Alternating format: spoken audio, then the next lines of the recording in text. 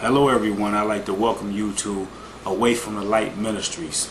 Let me first explain to you how we came up with the name Away from the Light Ministries. And understand that everything that we do here, just about, we try and back up with scripture. So that way you can always look for yourself and check it out and see how you feel about it. And let the Spirit move you in the way that it's going to move you.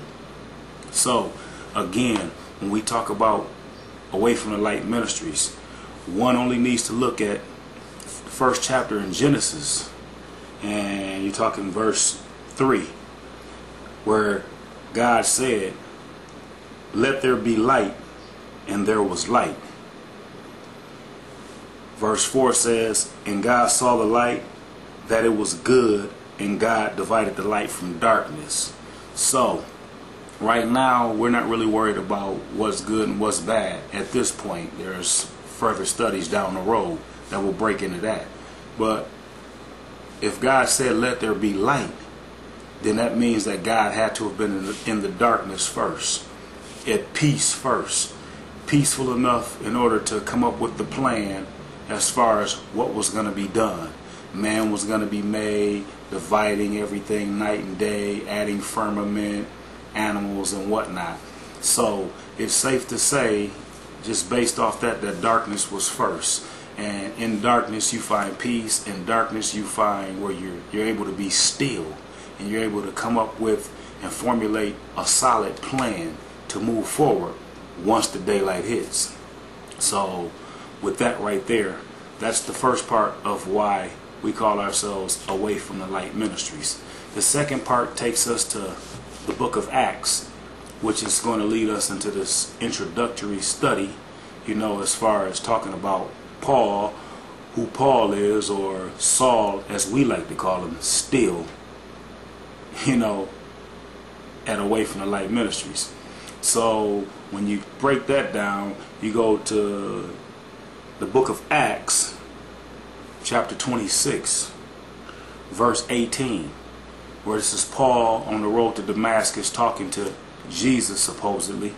But anyway, it says, verse 18 says, "To open their eyes and to turn them from darkness to light, and from the power of Satan unto God, that they may receive forgiveness of sins, and inheritance among them which are sanctified by faith that is in me." Excuse me. And this is all in red, as you'll find out. So you'll know that this is something that Jesus, Yeshua, supposedly said to Saul on the road to Damascus.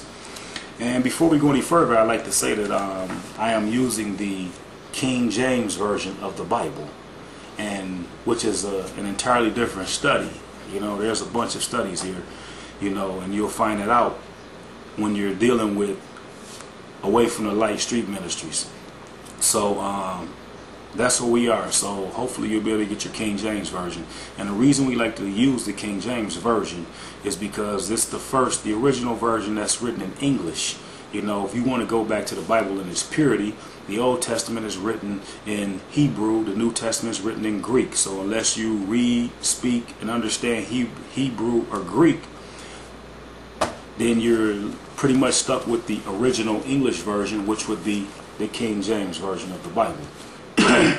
The rest of the versions are just someone else's interpretation of the King James Version of the Bible, which brings about more confusion.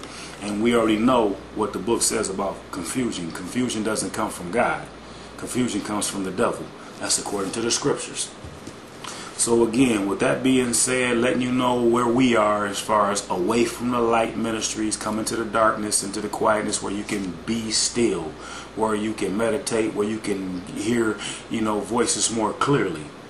Now whether those voices are from God or from the devil, or whatever you want to call it, remains to be seen. We'll get into that also a little bit later.